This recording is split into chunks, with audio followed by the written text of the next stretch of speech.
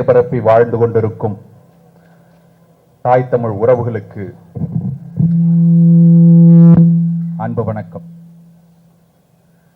உண்மையிலே இந்த கூட்டத்தில் ஒரு புரட்சிகரமான உரையை நிகழ்த்த வேண்டும் என்றுதான் நான் நினைத்திருந்தேன். ஆனா உண்மையிலே என்ன நெகிழ்ச்சிகரமான ஒரு உரையை நிகழ்த்த வைக்கிற அளவுக்கு மாற்றி நிறுத்தியிருக்கிறீர்கள். என் அன்பு உறவுகளே, அண்ணன் சீமான் அவர்கள் 15 ஆண்டு காலமாக தொடர்ந்து மழையிலும் வெயிலிலும் கடும் குளிரும் எங்க வேணா எடுத்துக்கோ, தரையில படுக்கிறியா, தரையில படுக்கிறேன், சோறு இல்லையா, சோறு இல்லை பரவாயில்ல, நீ கொடுக்குற 4 பரோட்டாவா சாப்பிட்டுட்டு கிடக்கிறேன் அப்படின்னு தொடர்ந்து ஒவ்வொரு ஊராக ஒவ்வொரு கிராமமாக தமிழ்நாடெங்கும் பயணித்து அவர் பற்ற வைத்த நெருப்பு, அவர் பற்ற வைத்த ஒரு தீக்குச்சியாக இருந்த அந்த நெருப்பு இன்றைய தேதியிலே காட்டு தீயாக பரவி நிற்கிறது. என் அன்பு சொந்தங்களே, காட்டு தீயாக பரவி நிற்கிறது. இந்த கூட்டத்துக்கு அனுமதி கேட்கிறோம். ஐயா, பல்லாவரம் தொகுதி, இந்த பல்லாவரம் தொகுதி என்பது எங்களுக்கு வெற்றி வாய்ப்பு மிக அதிகமாக இருக்கக்கூடிய ஒரு தொகுதியாக இருக்கிறது. இந்த தொகுதியில் அண்ணன் சீமான் அவர்கள் நடத்தக்கூடிய கூட்டம் என்பது அவருடைய பரப்புரையில் இறுதி கூட்டமாக, அதுவும் சென்னை மாநகரில் நடக்கக்கூடிய இறுதி கூட்டமாக இது நடக்கவிருக்கிறது. எங்கள் மக்கள் பெருந்திரளாக கூடுவார்கள். அதனால் எங்களுக்கு மிகப்பெரிய சாலை வேண்டும் என்கிறோம். அப்ப அந்த சாலையை நம்ம அனுமதி கோரி அந்த அனுமதி அந்த சுவிதா ஆப்ல போட்டு நம்ம அனுமதியை கேட்கிறோம். அப்ப கேட்கும்போது அவர்கள் எந்த மறுப்பும் சொல்லல. அதன் பிறகு காவல்துறையில நம்ம போய் சொல்லிடுறோம். ஏன்னா அண்ணனோட கூட்டத்துக்கு எப்பயுமே இது போன்ற மறுப்புகள் வருங்கிறதுனால காவல்துறையினரும் நேரில் போய் சொல்றோம். பரவாயில்லங்க, நீங்க அனுமதி போட்டுட்டீங்கன்னா அது பிரச்சனை இல்லை, அது விட்டுருங்க அப்படிங்கிற மாதிரி அது சொல்லிட்டாங்க. சரி, அதோட நம்ம எல்லா ஏற்பாடுகளையும் செய்யறோம், விளம்பரங்களை நம்ம கொடுக்கறோம், எல்லாத்தையும் பண்றோம், எல்லாம் மக்கள்கிட்ட தெரிவிக்கிறோம் எங்க கூட்டம் நடக்க போகுதுங்கிறதெல்லாம் நம்ம தெரிவிச்சுட்டு வர்றோம். கடைசியாக இன்னும் 48 மணி நேரமே இருக்குது. அப்படிங்கிற சமயத்துல அந்த 48 மணி நேரமே இருக்குதும் போது நமக்கு அந்த கூட்டத்தை மறுக்கிறாங்க. காரணம் கேட்டா, இல்லங்க நீங்க கொடுத்திருக்கிற இடம் எங்களுடைய அனுமதிக்கப்பட்ட இடத்துல இல்ல அப்படிங்கிற மாதிரி ஒரு விஷயத்த சொல்றாங்க. ஐயா, ஏன் அது அனுமதிக்கப்பட்ட இடத்துல இல்ல, ஏற்கனவே இங்க அரசியல் கட்சிகள் கூட்டம் நடத்தி இருக்குது அப்படின்னு கேட்டாக்க, இல்ல அது நலத்திட்ட கூட்டங்கள் நடத்திருப்பாங்க அப்படின்னு. இல்லையா, போன தேர்தலுக்கு வேட்பாளர் அறிமுக கூட்டமே இங்கதான் நடத்தினாங்க அப்படின்னு கேட்டாக்க, இல்லங்க அது போன தேர்தலுக்கு, இந்த தேர்தலுக்கு நாங்க அனுமதிக்க முடியாது அப்படிங்கிற மாதிரி நமக்கு சில காரணங்களை சொல்லி மறுக்கிறாங்க. நாம கேட்க கேள்வி என்னன்னா, இதே இடத்தில் முதல்வர் அவர்கள் கூட்டம் போடணும்னு சொல்றாரு, நீங்க அதை மறுப்பீங்களா அப்படின்னு கேட்டா, இல்ல நாங்க அப்ப கன்சிடர் பண்ணுவோம். அப்போ வருவது முதல்வராக இருந்தால் நீங்கள் கூட்டத்தை நடத்துவீர்கள் என்றால் அந்த இடத்தில் முதல்வராக அண்ணன் சீமானை உட்கார வைத்து நாங்கள் கூட்டத்தை நடத்துவோம். நீங்கள் பார்ப்பீர்கள் என் அன்பு சொந்தங்களே, அந்த இடத்தில் முதல்வராக அண்ணன் சீமானை உட்கார வைத்து கூட்டத்தை நடத்துவோம். அதற்குண்டான முன்னோட்டம் தான் எங்களை மீண்டும் மீண்டும் சிறிய சந்துக்குள் சீமானை அடைத்து விடலாம் என்று நினைப்பவர்களுக்கு இதுதான் முன்னோட்டம். நாம ஒரு காணொளி வெளியிடுறோம், எங்களை சின்ன சந்துக்குள் அடைக்க முடியாது, எல்லோரும் திரண்டு வாருங்கள் என்று காணொளி வெளியிட்டவுடன் ஐஎஸ் ரிப்போர்ட் வருது, எல்லாரும் வர்றாங்க, திரும்ப அழைப்புக்கு வர்றாங்க. ஐயா, இந்த மாதிரி நீங்க ஏன் காணொளி வெளியிட்டீங்க, அப்ப அது பெரிய இதாயிட போகுது, ஏதாவது தவறுதலா நிகழ போகுது, உங்களுக்கு பெரிய கூட்டம் கூட்டிருந்துச்சுன்னா என்ன பண்றது, நீங்க சின்ன சந்துக்குள்ள. அப்பவும் நாங்கள் சொன்னோம், ஐயா எங்களுக்கு கூடக்கூடிய கூட்டம் என்பது மிகச் சிறப்பாக கூடும், அதை உங்களால் தடுக்க முடியாது. ஆனால் அத்தனை கூட்டமும் நின்றாலும், அத்தனை பேர் நின்றாலும் ஒரு சிறிய அசம்பாவிதமும் நடக்காது. அதுக்கு நான் உத்தரவாதம். ஏன்னா இங்க நிற்கக்கூடியது தற்கொலை கூட்டம் அல்ல, தலைவர் பிரபாகரனின் பிள்ளைகள், அண்ணன் சீமானின் தம்பிகள். ஒரு அசம்பாவிதம் நடக்காது. நீங்கள் காவல்துறையில இத்தனை பேரெல்லாம் இறக்க தேவையில்லை, நீங்கள் பாட்டுக்கும் போய் நாற்காலியை போட்டு உட்காருங்கள், எங்கள் தம்பிகள் அதை பார்த்துக் கொள்வார்கள் என்று உத்தரவாதத்தை கொடுத்தேன். அதன்படியே நடக்கிறது. என் அன்பு சொந்தங்களே, நல்லா யோசிச்சு பாருங்க. இந்த பல்லாவரம் தொகுதியில வாக்களிக்கக்கூடிய மக்கள் எல்லோருக்கும் நான் வைக்கக்கூடிய கோரிக்கைங்கிறது ஒண்ணுதான். நீங்கள் வாக்களிப்பதற்கு முன்பு சரியான நபரை நம்ம தேர்ந்தெடுக்கிறோமா, நாம போடுற ஓட்டு சரியான நபருக்கு தான் போய் சேருதாங்கிறத ஒரு முறை சிந்திச்சு பாருங்க. இதே இந்த இன்னொரு தகவலையும் நான் உங்களுக்கு சொல்லணும்னு நினைக்கிறேன். இந்த நியூஸ் தமிழ் 24x7 அப்படின்னு சொல்லிட்டு ஒரு நிகழ்ச்சி நடக்கிறது உங்க எல்லாருக்கும் தெரியும். லைவ்ல டிபேட் வைப்பாங்க, எல்லா இடத்துலயும் இருப்பாங்க. என்கிட்ட நிறைய பேர் கேட்கறாங்க, ஏன்னா நீங்க போல, ஏன்னா நீங்க போல. ஐயா, நான் போறதுக்கு தயாரா தானே இருக்கிறேன், நடத்த மாட்டேன்ட்டாங்களே அப்படின்னாக்க என்னையா பிரச்சனை அப்படின்னு அவங்களுக்கே போன் அடிச்சு கேட்கிறேன்.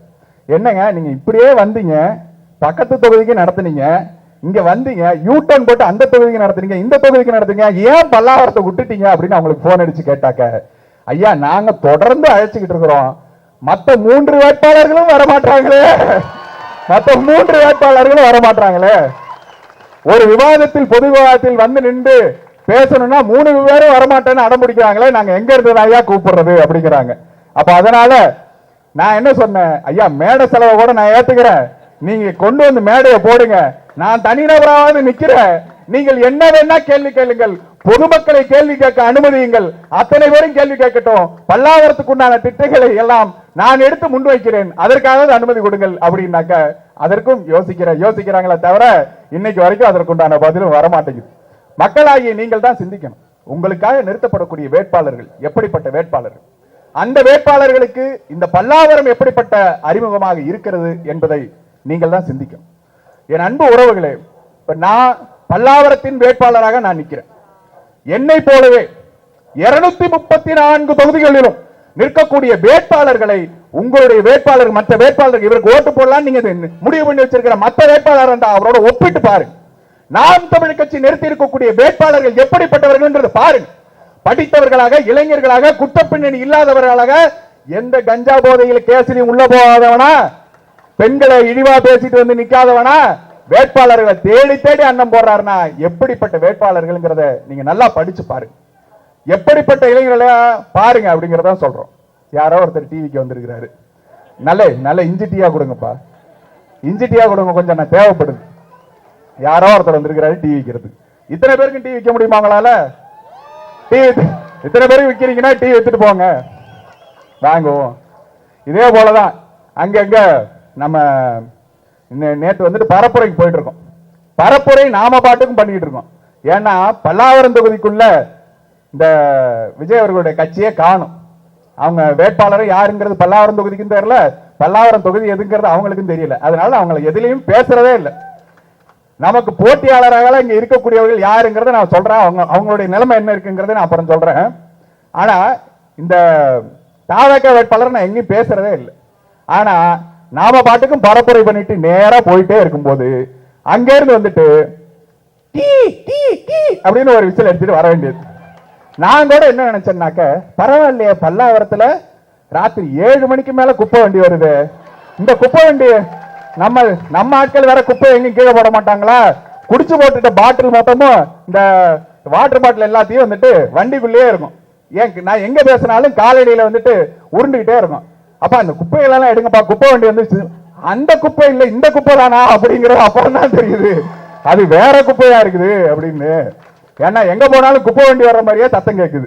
அப்போ இதெல்லாம் என்ன பண்றதுன்னு தெரியல. நான் பாட்டுக்கும் பேசிட்டு போயிடுவேன், நடுவில் வந்து கத்துனீங்கன்னா அப்புறம் சாட்டையாக மாறி அணில் ரோஸ்ட போட வேண்டியது இருக்கும். அதனால உங்களை இங்க கணக்கில் கொள்ளல, உங்களை விட்டுட்டு போறேன். அதனால நீங்க வந்துட்டு அதெல்லாம் கொண்டு வராதீங்க. என் அன்பு சொந்தங்களே, நான் கேட்கறது ஒண்ணுதான், உங்களுடைய வேட்பாளர்களை ஒப்பிட்டு பாருங்கள் அப்படின்னு தான் சொல்றோம். பல்லாவரம் தொகுதியில் நிற்கக்கூடிய வேட்பாளர்கள் யார்? 2 கட்சிகளும், அதிமுகவும் இங்கே நிற்கவில்லை, திமுகவும் இங்கே நிற்கவில்லை. பல்லாவரம் தொகுதியை கைவிட்டு விட்டு போயிட்டாங்க. அதற்கு காரணம் என்னவென்றால் அவர்கள் பெயரில் கரும்புள்ளி வரக்கூடாதுன்னு நினைக்கிறாங்க. என்ன கரும்புள்ளி வரப்போகுது அப்படின்னாக்க, இங்கே இருக்கக்கூடிய பட்டா இல்லாத நிலத்தில் வசிக்கக்கூடிய பல ஆயிரக்கணக்கான மக்களை இந்த 5 ஆண்டுகளுக்குள்ளாக வெளியேற்றுவது என்ற முடிவை அவர்கள் எடுத்து விட்டார்கள். அப்ப அதை வெளியேற்றும் போது, வீட்டை எல்லாம் இடிக்கும் போது தான் எம்எல்ஏ உட்கார்ந்து இருந்தாக்க, தன்னுடைய ஆளுங்கட்சியுடைய கட்சி இங்க உட்கார்ந்து இருந்துச்சுன்னா அது அவர்களுக்கு அவப்பெயரை கொடுக்கும். அப்படிங்கிறதுனால கூட்டணி கட்சிக்கு அதை ஒதுக்கிவிட்டு விலகி கொண்டார்கள்.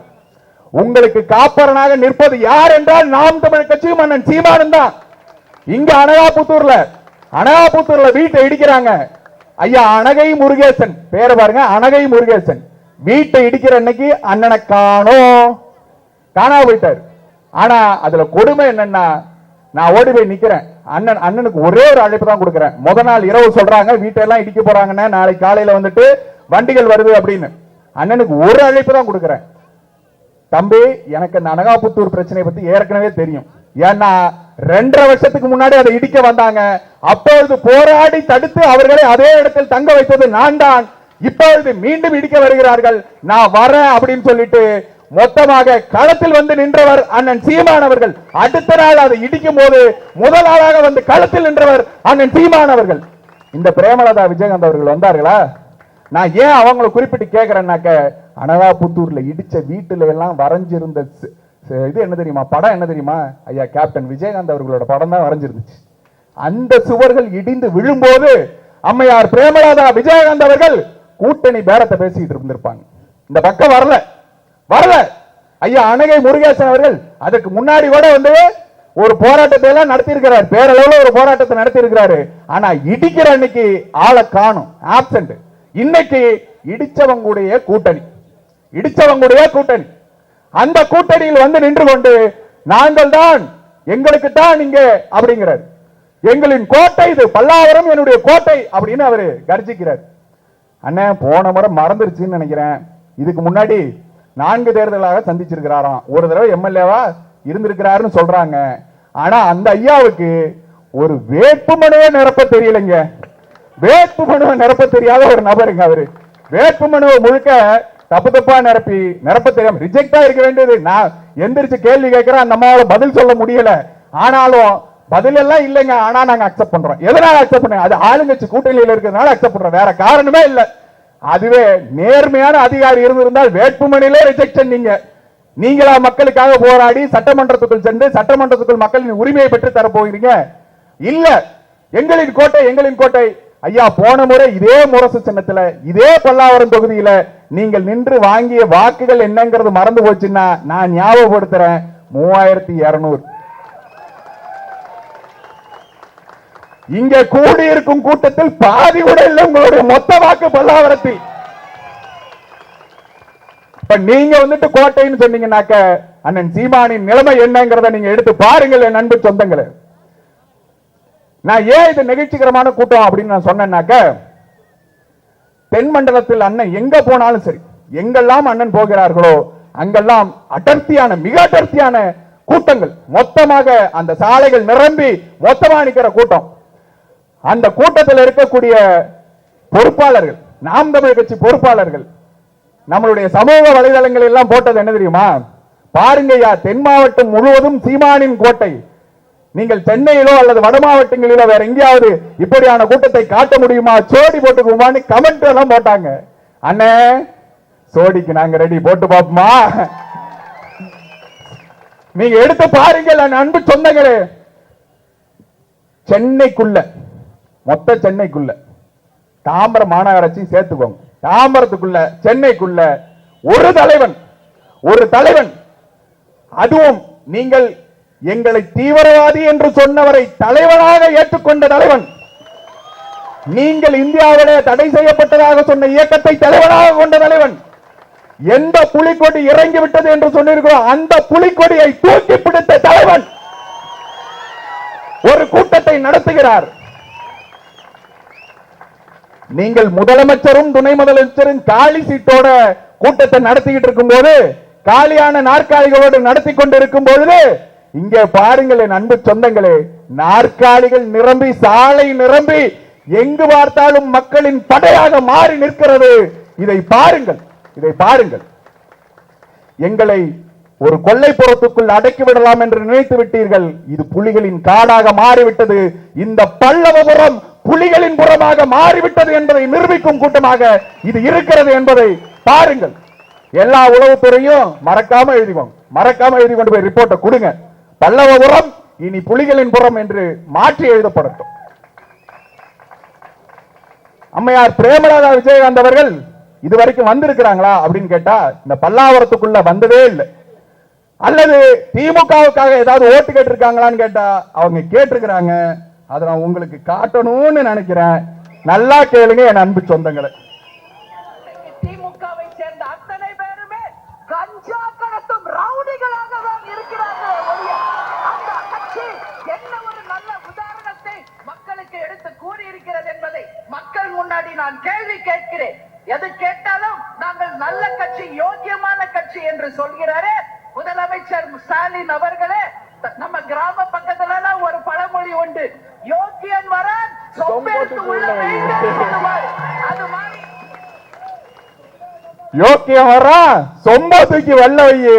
திமுகவில் இருக்கும் அத்தனை பேருமே கஞ்சா கடத்தும் ரவுடிகளாகத்தான் இருக்கிறார்கள். இது நான் சொல்லல, உங்களுடைய பிரேமலதா விஜயகாந்த் அவர்கள் தான் சொல்றாரு. இங்க திமுகவில் நான் பரம்பரை திமுக, நான் வந்துட்டு உதயசூரியனுக்கு தான் ஓட்டு போடுவேன்னு சொல்லிக்கிட்டு திரிஞ்சவர்களே, என் அன்பு சொந்தங்களே, இன்னைக்கு முரசு சின்னத்துல ஓட்டு கேட்டுட்டு திரியக்கூடிய திமுக நபர்களே, நாளைக்கு ஏறி இந்த இடத்துல மேடையை போட்டு பேசுங்க. நாளைக்கு ஏறி சொல்லுங்க, இந்த பிரேமலதா விஜயகாந்துக்காக தான் நாங்க ஓட்டு கேட்கிறோம். எங்களை கஞ்சா குடிக்கின்னு சொன்ன, எங்களை கஞ்சா கடத்த ரவுடிகள் சொன்ன பிரேமலதா விஜயகாந்துக்காக தான் நாங்க ஓட்டு கேட்கிறோம்னு இந்த இடத்துல மேடையை போட்டு பேசுங்க. பேசுங்க. திமுக இங்க இருக்குதா அப்படின்னு கேட்டாக்க, எதற்காக அவர்கள் திமுக கையெழுத்துக்கு போனாங்கன்னா உங்க எல்லாருக்கும் தெரியும். ஒரு 2 மாசம், சரியாக ஒரு 2 மாசத்துக்கு முன்னாடி முதல்வர்கள் அவர்கள், இன்னைய முதல்வராக இருந்தவர்கள் இன்னைக்கு தேதியில இல்ல, முதல்வராக இருந்தவர் ஒரு கூட்டத்தை நடத்துறார். அந்த கூட்டம் என்னன்னாக்க, எங்கெல்லாம் தனக்கு வாக்கு சதவீதம் மிக படுவே கீழ்த்தரமாக குறைந்து போயிருக்கிறதோ அந்த இடத்தை தூக்கிட்டு வந்து அவங்களை மட்டும் கூப்பிட்டு ஒரு மீட்டிங்க போட்டு அவங்களை காட்டுன்னு காட்டுறாரு. அது இடம் எங்க எங்க அப்படின்னு பாத்தீங்கன்னா, ஒன்னு பல்லாவரம், இன்னொன்னு வேதாரண்யம். ஒன்னு பல்லாவரம், இன்னொன்னு வேதாரண்யம். அங்க ஒரு கார்த்தி, இங்க ஒரு கார்த்தி. உங்களுக்கு வேட்டு வைக்கிறதுக்காக வந்திருக்கக்கூடியது அங்க ஒரு கார்த்தி, இங்க ஒரு கார்த்தி. அப்போ உங்களுடைய வாக்கு சதவீதம் சரியுது என்று உணர்ந்த பிறகுதான் அவர்கள் என்ன பண்ணாங்க, கூட்டணி கட்சிக்கு கொடுத்துட்டு ஒதுங்கிடுவோம்பா, தோத்தா கூட நம்ம பேர்ல வராதுன்னு அவர்கள் ஒதுங்கி கொண்டார்கள். சரி, அடுத்ததாக நிற்கக்கூடியவர் யார் அப்படின்னு எடுத்து பார்த்தோம்னாக்க, இரட்டை இலை சின்னத்திலே ஐயா வெங்கடேசன் அவர்கள் நிற்கிறார். சரி, அந்த வெங்கடேசன் யாரு அப்படின்னு பாத்தீங்கன்னா, அவரு ரெட்டலை கட்சிக்காரர் கிடையாது, அவரு ஐஜேகேவை சார்ந்தவர். சரி, அந்த ஐஜேகே கட்சி என்ன பண்ணிருக்கு அப்படின்னு பாத்தீங்கன்னாக்க, இதுவரைக்கும் ஏதாவது ஒரு இடத்துல, ஒரு மக்கள் போராட்டத்துல, ஒரு பிரச்சனைக்கு ஒரே ஒரு இடத்துல போராட்டம் நடத்தி இருக்கான்னு கேட்டா, கடல்லையே இல்லைங்கட்டாங்க. கடல்லையே இல்லைங்கட்டாங்க. ஒரு அறிக்கையாவது விட்டுருக்குதா அப்படின்னு கேட்டா அதுவும் இல்லைன்ட்டாங்க. அப்புறம் எதுக்குதாயா கட்சி அப்படின்னு கேட்டா, அவருடைய கல்வி நிறுவனத்தை காப்பாற்றுவதற்காக தான் கட்சியே நடத்துறாராம். அவர் அப்போ கட்சியின் நிறுவனர் இல்லைங்க, கட்சியோட ஓனரு. அந்த கட்சியோட ஓனரு இதுவரைக்கும் மக்களுக்காக ஏதாவது ஒரு போராட்டங்கள்ல, மக்கள் இயக்கங்கள்ல எதுலயாவது செயல்பட்டு இருக்காருன்னு கேட்டா அதெல்லாம் ஒண்ணுமே இல்லைங்க அப்படின்ட்டாங்க. அவர் தான் இங்க நிக்கிறார். ஏன்னா மக்களுக்கு நல்லது செய்யணும்ல, அதனால அவர் தான் நிக்கிறார். அவர் என்ன நிறுத்தி இருக்கிறாரு அப்படின்னு பாத்தீங்கன்னா, அவரோட பர்சனல் அட்வொகேட். அவர் இதுவரைக்கும் செஞ்ச சாதனை என்னன்னு பாத்தீங்கன்னா, அரசியல் நின்றது பர்சனல் அட்வொகேட்டா இருந்திருக்கிறார். அவர்கிட்ட கேட்கிறாங்க, என் அன்பு சொந்தங்களே, இந்த பல்லாவரத்தை பற்றி உங்களுக்கு என்ன தெரியும்? இந்த பல்லாவரத்தில் இருக்கக்கூடிய மக்களை பற்றியோ அல்ல பல்லாவரத்தில் இருக்கக்கூடிய பிரச்சனைகளை பற்றியோ உங்களுக்கு எப்படி தெரியும் அப்படின்னு கேட்டாக்க, தெரியுங்க, பல்லாவரத்தை பத்தி எனக்கு நல்லா தெரியும். எப்படி தெரியும்? நான் கோர்ட்டுக்கு போகும்போது இந்த பல்லாவரம் ரோட்டு வழியா தான் போயிருக்கேன், அப்ப இந்த பல்லாவரத்தை பார்த்திருக்கிறேன், அதனால எனக்கு பல்லாவரத்தை தெரியும் அப்படிங்கிறது. அவ்வளவுதான் அவருடைய பல்லாவரத்தை பற்றிய அறிவு. என் அன்பு சொந்தங்கள் சிந்திச்சு பார்க்கணும், இவங்கெல்லாம் தான் உங்களுடைய வேட்பாளரா அப்படிங்கிறது. நாம் தமிழ் கட்சி சார்பாக, என் அன்பு சொந்தங்களே, நாம் தமிழ் கட்சி சார்பாக நான் மருத்துவர் கார்த்திகேயன் உங்களின் வேட்பாளராக நிற்கிறேன். இந்த பல்லாவரம் தொகுதியிலே வெற்றி வாய்ப்பில் முதலிடத்தில் இருக்கக்கூடிய, வாக்கு பெட்டியிலும் முதலிடத்தில் இருக்கக்கூடிய விவசாயி சின்னத்தில் உங்களின் வேட்பாளராக நிற்கிறேன். நான் யார் என்பதை உங்களுக்காக சொல்ல விரும்புகிறேன். என் அன்பு உறவுகளே, 2013 நாம் தமிழ் கட்சியில் இணைந்து பயணித்துக் கொண்டிருக்கிறேன். 13 ஆண்டு கால அரசியல் பயணம். அதில் நாம் தமிழ் கட்சி நடத்தக்கூடிய அத்தனை போராட்டங்களிலும் நானும் கலந்து கொண்டிருக்கிறேன். போராட்டங்களில் கலந்து கொள்வது மட்டுமல்ல, என் அன்பு உறவுகளே, அரசியல் பயணத்தில் பயணிக்க வேண்டும் என்பதற்காக தேர்தல்களிலும் நின்று கொண்டிருக்கிறேன். நாம் தமிழ் கட்சி 5 தேர்தல்களை இதுவரைக்கும் சந்தித்திருக்கிறது, பொது தேர்தல்களை. அந்த 5 பொது தேர்தலில் 4 முறை வேட்பாளராக நின்றிருக்கிறேன். இது எனது 4வது முறை. சரி, அதனால என்ன அப்படின்னு கேட்டாக்க, ஒவ்வொரு தேர்தலிலும் வரக்கூடிய படிப்பினை மூலமாக களத்தை எப்படி ஆய்ந்து எப்படியாக மக்களுக்கு நிற்பது, மக்களின் பிரச்சனைகளை எப்படி அறிந்து கொள்வது, அந்த பிரச்சனைகளுக்கு உண்டான தீர்வை எப்படி முன்வைப்பது என்பதை அனுபவபூர்வமாக கற்றுக்கொண்டே வந்து கொண்டிருக்கிறோம். நீங்கள் பரம்பரை திமுக பரம்பரை அதிமுகங்கிறவன்லாம் நேரடியா வருவான், உட்காருவான், காசு அள்ளி செலவு பண்ணுவான், வெற்றியும்பா தோல்வியுமா போயிட்டே இருப்பான். ஆனால் ஒவ்வொரு செங்கலாக எடுத்து வைத்து கட்டப்படும் நாம் தமிழர் கோட்டையில் நானும் ஒரு உழவனாக இருந்து நின்று என்னால் முடிந்த அளவு ஒவ்வொரு செங்கலாக எடுத்து வைத்துக் கொண்டே இருக்கிறோம் என் அன்பு சொந்தங்களே. அதற்காக நாம் தமிழர் கட்சியின் வேட்பாளராக அண்ணன் சீமானால் நான் அறிவிக்கப்பட்டிருக்கிறேன். கிட்டத்தட்ட ஓராண்டுகளுக்கு முன்பாக அண்ணன் சீமான் அவர்கள் இந்த பல்லாவரத்தில் என்னை வேட்பாளராக அறிவித்தார். அந்த நாள் தொட்டு இந்த நாள் வரை பல்லாவரத்தில் இங்க கீழ்கட்டளையில தொடங்கி திருநீர்மலை வரைக்கும், அங்க அனாபத்தூர்ல தொடங்கி திருச்சூலம் வரைக்கும் என்னுடைய காலடி தடம் படாத இடம் இல்லை என்பது அளவுக்கு பல்லாவரத்தில் இருக்கும் அத்தனை பிரச்சனைகளையும் அத்தனை நுணுக்கங்களையும் அத்தனை தெருக்களையும் அறிந்து வைத்திருக்கிறேன். உதாரணம் உங்களுக்கு சொல்ல வேண்டும் என்றால் நல்லா யோசிச்சு பாருங்க. நீங்க வந்தா என்ன செய்வீங்க அப்படின்னாக்க, முதல் விஷயம் நீர் மேலாண்மை தான் நாம் தமிழர் கட்சியினுடைய முதல் தத்துவம். அந்த முதல் தத்துவத்தின் அடிப்படையிலே நீர் மேலாண்மையை முதலில் கையில் எடுப்போம். நாகல்கேணி நீங்க ஒரு பகுதி இருக்கு, இந்த நாகல்கேணி பகுதியில் இருக்கக்கூடிய தோல் பதனிடும் தொழிற்சாலைகள் இருக்கு. அந்த தோல் பதனிடும் தொழிற்சாலைகளிலிருந்து வெளிவரக்கூடிய கழிவுகள் மொத்தமாக மழைநீர் வடிகால்கள் வழியாக கொண்டு போய் பல்லாவரம் முழுவதுக்கும் சேர்க்கப்படுது. அந்த பல்லாவரம் முழுவதற்கு எப்படியாக சேர்க்கப்படுதுனாக்க, நாகல்கேணியிலிருந்து வரக்கூடிய தண்ணி நேரா ராயப்பேட்டை ஏரிக்கு, ஜமீன் ராயப்பேட்டை ஏரிக்கு வருது. இந்த ஜமீன் ராயப்பேட்டை ஏரியில இருந்து அப்படியே புத்தேரிக்கு போகுது, புத்தேரில இருந்து கீழ்கட்டல் ஏரிக்கு போகுது. இந்த கீழ்கட்டல் ஏரி முழுக்க ரசாயனம் கலந்த, கழிவு மட்டும் கிடையாது, ரசாயனம் கலந்த தண்ணீர் நேரடியாக வந்து சேருகிறது. இதனால என்ன பிரச்சனை அப்படின்னு கேட்டீங்கன்னா, அந்த ஏரிகள் இருந்தா மக்களுக்கு குடிநீரும் குளிக்கிறதுக்கு தண்ணியும் போய் சேருது. அப்போ இங்க இருக்கக்கூடிய சரும பிரச்சனைகளுக்கு, இங்க இருக்கக்கூடிய புற்றுநோய்க்கு, இது எல்லாத்துக்கும் காரணமாக இந்த கழிவு நீரும் ரசாயனம் கலந்த தண்ணீரும் மாறிக்கொண்டிருக்கிறது. நான் வந்தால் அதை தடுத்து நிறுத்துவேன். முதல் வேலை தான்.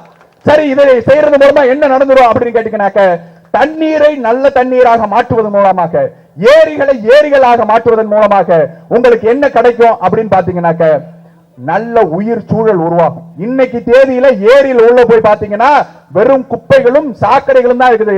ராயப்பேட்டை ஏரியிலே 2 பகுதி இருக்குது. வடக்குல இருக்கிற பகுதியை கூட நீங்க ஓரளவுக்கு ஏரின்னு சொல்லிடலாம். ஆனா தெற்குல இருக்கிற பகுதியில நடுவுல சுடுகாடை வச்சிருக்கான். சுடுகாடு எங்கெல்லாம் வைக்கிறானோ அங்கெல்லாம் குப்பையை போடுவான். குப்பையை போட்டு அந்த ஏரி கொள்ளளவு மொத்தத்தையும் ஆக்கிரமிச்சு வச்சிருக்கான். இது நகராட்சியே செய்யுது. இப்ப இதை நம்ம தடுத்து அந்த ஏரியை மீண்டும் ஏரியா மாற்றுவதன் மூலமாக ஜிஎஸ்டி ரோடுக்கு இந்த பக்கம் தேங்கக்கூடிய மொத்த தண்ணீரும், மழை பெஞ்சிச்சுன்னா தண்ணி தேங்குது இல்ல, அந்த தண்ணீர் மொத்தமும் கால்வாய் வழியாக ஓடும். இந்த கால்வாயில் படிந்திருக்கக்கூடிய கசடுகளை நீக்குவதன் மூலமாக மழை தண்ணீர் தேங்குவதை, மழை நீர் வீணாவதை தடுக்க முடியும். ஏரிகளில் தேக்கி ஏரிகளில் நிலத்தடி நீராக மாற்ற முடியும். இன்னைக்கு தேதியில ஏரிக்குள்ள போனீங்கன்னா ஒரு மீன் கிடையாது, ஒரு தவளை கிடையாது, தட்டாம்பூச்சி கிடையாது. அதனால என்ன, கொசுக்களின் லார்வாக்கள் அதிகமாக வளர்ந்து கொண்டிருக்கிறது. இந்த கொசு லார்வா அதிகமாகிறதுனால சுகாதார கேடு, உங்களுக்கு உண்டான டெங்கு, மலேரியா, காய்ச்சல் இது எல்லாத்தையும் உருவாக்குது. என் அன்பு சொந்தங்களை நல்லா யோசிச்சு பாருங்க. நான் சொன்னது ஒரே ஒரு திட்டம், என்னது, இந்த நாகல்கேணியில இருந்து வரக்கூடிய கழிவு நீரை நான் தடுத்து நிறுத்துவேன் அப்படின்னு. இதை தடுத்து நிறுத்தினது மூலமாக எத்தனை பிரச்சனைகளுக்கு உண்டான தீர்வுகள் வருதுங்கிறத நீங்க நல்லா யோசிச்சு பாருங்க. அப்ப அத்தனை பிரச்சனைகளுக்கும் ஒற்றை தீர்வாக இதை மாற்ற முடியும். அதே போல இந்த பல்லாவரத்தில் இருக்கக்கூடிய மிகப்பெரிய பிரச்சனையாக இருப்பது குடிநீர் பிரச்சனை. நாம் தமிழ் கட்சி சொல்லுது, இலவசங்களை நாங்கள் அள்ளி கொடுக்க மாட்டோம், ஓட்டுக்கு 1000 2000 கொடுக்க மாட்டோம், ஆனால் நல்ல குடிநீரை இலவசமாக கொடுப்போங்குது. அதை நான் வந்தால் இந்த பல்லாவரத்தில் நிறைவேற்றி காட்டுவேன். என் அன்பு சொந்தங்களே, குடிக்கிற தரத்தில் கழிவு நீர் கலக்காத தண்ணீரை உங்கள் வீட்டுக்கு கொண்டு வந்து தருவேன். அதை நான் உறுதியாக உங்களுக்கு உறுதியளிக்கிறேன். இந்த முறை நல்லா எழுதி வச்சுக்கோங்க, நான் வந்தால் நல்ல தண்ணீரை குடிநீராக உங்களுக்கு கொடுக்கிறேன். அது மட்டுமல்ல, இங்கே வாகன நெரிசல்கள், இந்த வாகன நெரிசல்கள் ரொம்ப அதிகமா இருக்கு அப்படிங்கறத சொல்றாங்க. இந்த பல்லாவரத்துல நல்லா யோசிச்சு பாருங்க, இங்க பம்மல் ரோடு இருக்கு. இந்த பம்மல் சாலையில இருக்கக்கூடிய வாகன நெரிசலை குறைப்பதற்கு இவர்கள் எந்த நடவடிக்கையும் எடுப்பதே இல்லை. அந்த சாலை அகலப்படுத்துவதும் இல்லை, அந்த சாலையோரங்களில் நிறுத்தப்படக்கூடிய வாகனங்களுக்கு எந்த தீர்வும் கொடுப்பதில்லை. அதே போல திருநீர்மலை சாலை இருக்குது, அந்த திருநீர்மலை சாலையை அகலப்படுத்த வேண்டும் என்று சொல்லி கோரிக்கை பல நாளாக இருக்கிறது. அதை நோக்கி இவர்கள் எந்த சிந்தனையும் செலுத்துவதும் இல்லை. இதை ரெண்டையுமே நான் வந்தா அகலப்படுத்தி கொடுக்கிறேன்.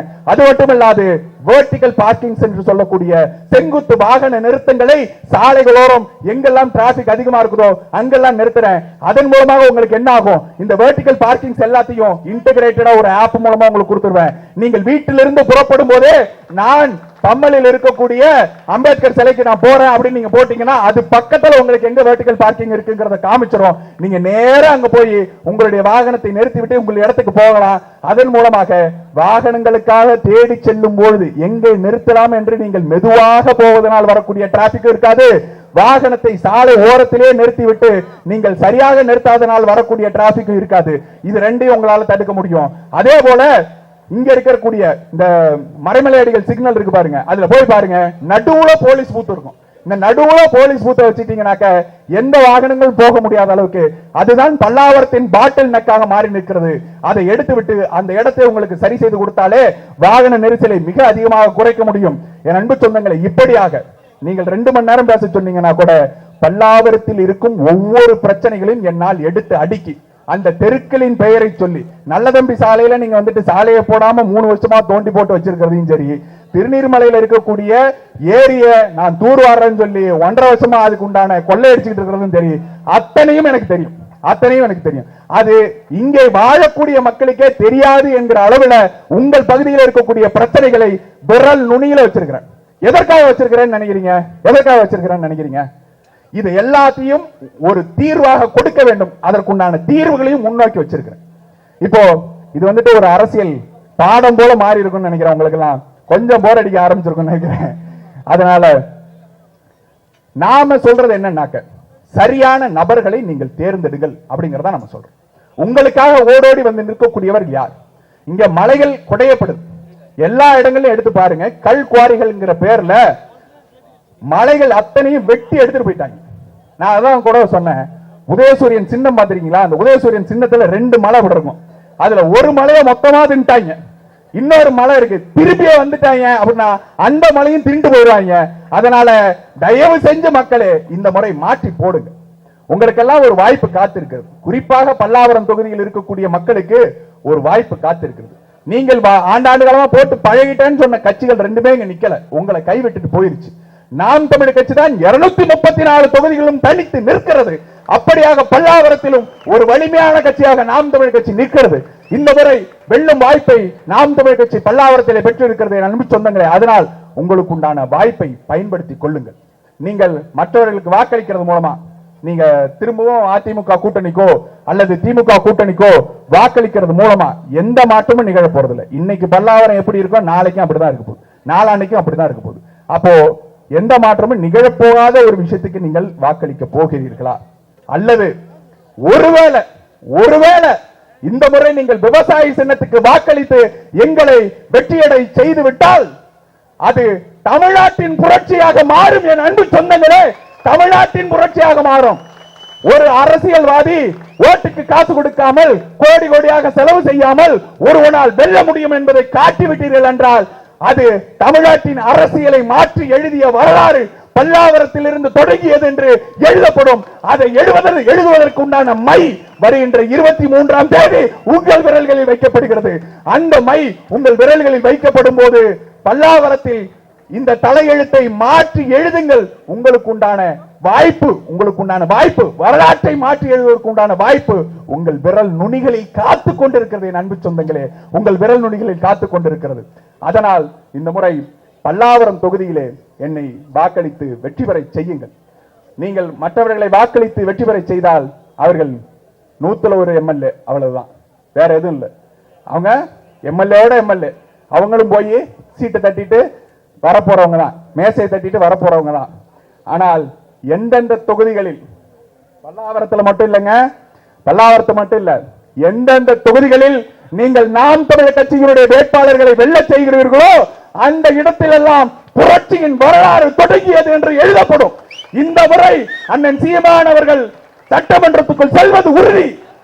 அண்ணன் சீமானோடு அண்ணன் சீமானின் கைகளை பிடித்துக் கொண்டு சட்டமன்றத்தை நாம் தமிழர் கட்சியினுடைய வேட்பாளர்கள் நிரப்புவோம். நீங்க பாப்பீங்க. இது வரைக்கும் நான் சொன்னேன் இல்லையா, 4 தேர்தல்கள் நான் சந்திச்சிருக்கிறேன்னு சொன்னேன் இல்லையா, இதற்கு முன்பு நடந்த தேர்தல்களில் எல்லாம் வாக்கு சேகரித்து சென்றிருக்கிறேன். அன்பு சொந்தங்களே, இவங்க சொல்றாங்க இல்லையா, விஜய் வந்து விட்டார் உங்கள் வாக்கு சதவீதம் குறைந்துவிடும், நடிகர் வந்து விட்டால் எல்லாம் வந்துடும், அவர்கள் கூட்டம் கொடுக்கிறது, இதெல்லாம் சொல்றாங்க இல்லையா. எங்க போனாலும் அவர்களுக்கு ஒரு வாக்கு இருக்குது அப்படிலாம் சொல்றாங்கல்ல. இது இந்த கருத்து கணிப்புகள் என்ற பெயரில் இவர்கள் திணிக்கக்கூடிய இந்த கருத்து திணிப்புகள் எல்லாம் இருக்குல்ல, இதுவரை நாம் தமிழர் கட்சியை ஒருபோதும் இவர்கள் நாம் தமிழர் கட்சி வளர்ந்து விடும் சொல்லாத கருத்து கணிப்பாளர்கள் எல்லாம் இருக்கிறாங்க இல்லையா. அந்த கருத்து கணிப்பாளர்கள் மீண்டும் மீண்டும் சொல்கிறார்கள், நாம் தமிழர் கட்சி தனது வாக்கு சதவீதத்தை தக்க வைக்காது, நாம் தமிழர் கட்சி ஒரு சீட்டு கூட ஜெயிக்காது, நாம் தமிழர் கட்சி எல்லா இடங்களிலும் சிரமப்படும், இதெல்லாம் சொல்லிட்டு இருக்காங்கல்ல. எல்லாருக்கும் சொல்றேன், ரெக்கார்ட் பண்ணி வச்சுக்கோங்க. இதுவரை நான் சந்தித்த 3 தேர்தல்களில் பார்த்த மக்களின் எழுச்சியை விட பன்மடங்காக இந்த 2026இல் மக்களின் எழுச்சி நாம் தமிழர் கட்சிக்காக இருக்கிறது. நீங்கள் குறித்து வைத்துக் கொள்ளுங்கள். உங்கள் கருத்து கணிப்புகள் அத்தனையும் பொய்யாக்கப்படும். அந்த தேதியில் வந்து நான் உங்க எல்லாரையும் சட்டையை பிடிச்சு கேட்கிறேன், அன்னைக்கு நீங்க எவனாவது மன்னிப்பு கேட்காம நாங்க சொன்னது பொய்யே, நாங்க சொன்னது கருத்து கணிப்பு இல்ல கருத்து திணிப்புன்னு சொல்லாம ஒருத்தனும் ஓடவும் முடியாது, ஒளியவும் முடியாது. நான் வந்து கேட்கிறேன், நீங்கள் மற்றவர்களை கடந்து போவது போல எங்களை கடந்து போக முடியாது. ஊடகங்கள்ல வந்து உட்காருவோம். ஊடகங்கள்ல இதை விட வலுவாக ஒரு ரெப்ரசன்டேஷன் கொடுக்கிறதுக்காக மிகப்பெரிய கட்சியாக நாம் தமிழ் கட்சி வளர்ந்த பிறகு, சட்டமன்றத்தை நிரப்பிய பிறகு நாங்கள் வந்து கேட்கக்கூடிய கேள்விகள் எல்லாம் உங்களை அதிர செய்யும். அப்ப நீங்க பதில் சொல்லுங்க, எங்களுக்கு எப்படியான கருத்து திணிப்புகளை நீங்க செஞ்சீங்கிறத சொல்லுங்க. என் அன்பு சொந்தங்களே, இந்த பல்லாவரத்தில் நான் வாக்கு சேகரிக்க போகும்போது எல்லாம், வாக்கு சேகரிக்கிறது காலை நேரத்திலையும் வெட்ட வெயிலையும் நம்ம போறோம், மொட்டை வெயிலையும் போறோம், ராத்திரி ஆச்சுனாலும் போறோம். ராத்திரி 10 மணி வரைக்கும் தேர்தல் ஆணையம் கொடுத்த தேதியில எத்தனை தேதி கொடுத்தாலும் சரி, எத்தனை நொடிகள் கொடுத்தாலும் சரி, ஒரு நொடியை கூட வீணாக்க மாட்டேன்னு சொல்லி நாம வாக்கு சேகரிச்சுட்டு இருக்கோம். எல்லா வேட்பாளர்களும் உங்க எல்லாருக்கும் அது தெரியும். உங்கள் தொகுதிகளில் எல்லாரும் அப்படிதான் பண்ணிட்டு இருக்காங்கிறது உங்களுக்கு தெரியும். அப்படியாக நாங்கள் வாக்கு சேகரித்து சென்று கொண்டு இருக்கும் பொழுது நான் கவனிப்பது என்ன தெரியுமா, ஒரு 8 மணி வரை, மாலை 8 மணி வரை நாம வாக்கு சேகரிக்கும் பொழுது மக்கள்கிட்ட நமக்கு கிடைக்கக்கூடிய அன்பும் ஆதரவும் மிகச்சிறப்பாக இருக்கும். 8 மணிக்கு மேல போயிட்டீங்கன்னா அந்த ஆதரவே ஒரு தள்ளாட்டத்தோட இருக்கும்.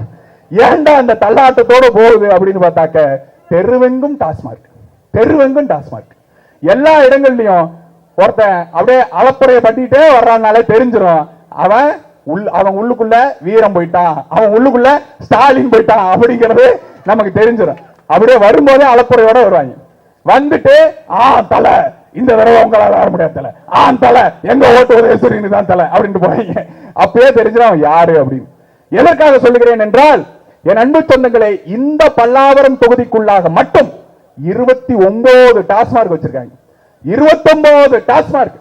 இந்த ஜிஎஸ்டி சாலையில இதே இடத்துல டாஸ்மார்க்கை மூடுவதற்காக நான் போராட்டம் நடத்தினேன். போராட்டம் நடத்தி மக்கள் போராட்டம் நடத்தும்போது அதற்காக ஓடி நின்று குரல் கொடுத்தவர்கள் நாம் தமிழ் கட்சி பிள்ளைகளும் நானும் தான். அந்த டாஸ்மார்க்கை மூடுவோம் என்று சொன்னவர்கள் இன்னைக்கு வரைக்கும் வாயை திறக்கல.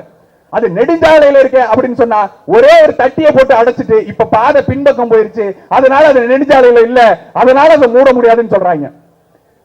பல்லாவரம் தொகுதி மக்களுக்கு நான் கொடுக்கக்கூடிய இன்னொரு வாக்குறுதி, எந்த டாஸ்மாக் கடைகள் எல்லாம் சட்ட விதிமுறைகளுக்கு மீறி நடக்கிறதோ நான் வந்த உடன் அதை அத்தனையும் அடிச்சு மூடுறோம். டாஸ்மாக் அத்தனையும் அடிச்சு மூடுறோம். போராடி இருக்கிற 29 டாஸ்மார்க்கையும் அடிச்சு துவைக்கிறோம், மூடுறோம்.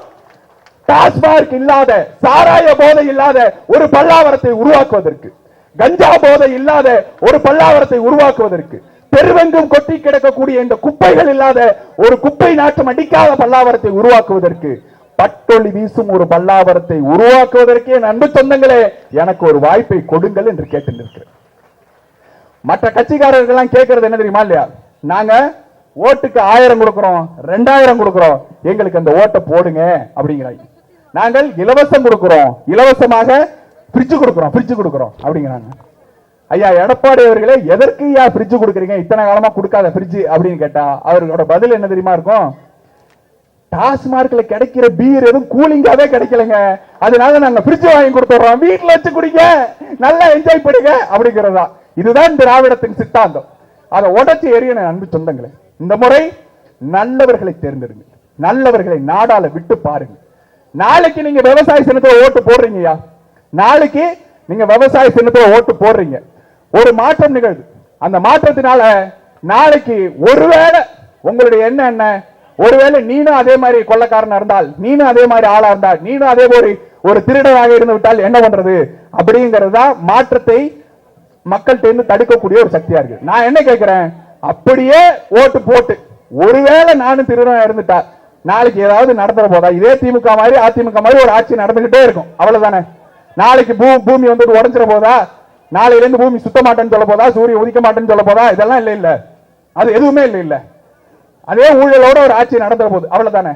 ஆனால் என் அன்பு சொந்தங்களே, ஒருவேளை நாங்கள் சொல்வது போல, நாங்கள் சத்தியத்தின் மகன்கள் சொல்வது போல, ஒருவேளை உண்மையிலேயே இந்த மண்ணுக்கும் மக்களுக்குமான ஒரு கட்சியாக நாம் தமிழர் கட்சியில் இருந்து நீங்கள் தேர்ந்தெடுத்து விட்டீர்களே, ஆனால் இந்த மக்களுக்காக நீங்கள் நிற்கக்கூடிய நபர்கள் வந்து உட்கார்ந்து விட்டா ஒரு நல்லாட்சி எப்படி இருக்கும் என்பதை உங்கள் கண் முன்னால் காண்பீர்கள் அன்பு சொந்தங்களே, என் கண் முன்னால் காண்பீர்கள். பல்லாவரம் தொகுதி மக்களுக்கு எல்லாம் என்ன தெரியுமா, நான் ஒரு பல் மருத்துவர், முகத்தாடை அறுவை சிகிச்சை நிபுணர். வெளிப்படையா சொல்றேன், நல்லா சம்பாதிக்கிறேன், லட்சங்கள்ல சம்பாதிக்கும் போது நான் பாட்டுக்கு ஏசி ரூம்ல உட்கார்ந்துட்டு இந்த இருக்கு பாருங்க 2 சின்ன குழந்தைங்க விளையாடிக்கிட்டு அவங்களோட இருந்துட்டு குடும்பத்தோட இருந்து நிம்மதியா செத்து போயிருப்பேன். ஆனால் இந்த தெருக்களில் வந்து கத்துவதற்கு காரணம் என்ன தெரியுமா, இந்த